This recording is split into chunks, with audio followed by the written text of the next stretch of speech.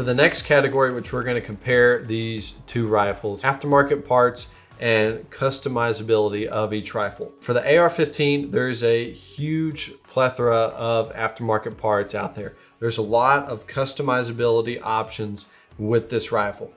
With the AR-10, it's a little bit more restrictive. There's not as many parts out there. You do need to factor in whether your AR-10 is the DPMS pattern or the Armalite pattern, because those two are not compatible.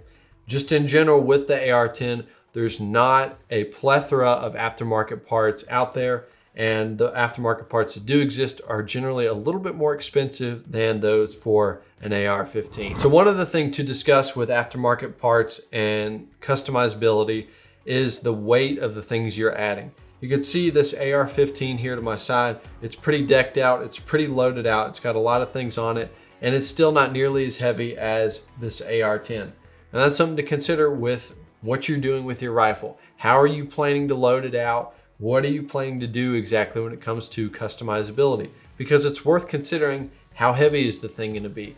Again, if you're running flat range drills, you probably don't want something that's super heavy compared to something you're going to be, say, sitting in the deer stand with, where it's not as big of a deal if it's got a little bit of weight. It's probably more preferable that you have everything tuned in and dialed in so that you can make an ethical shot, you can make a good shot,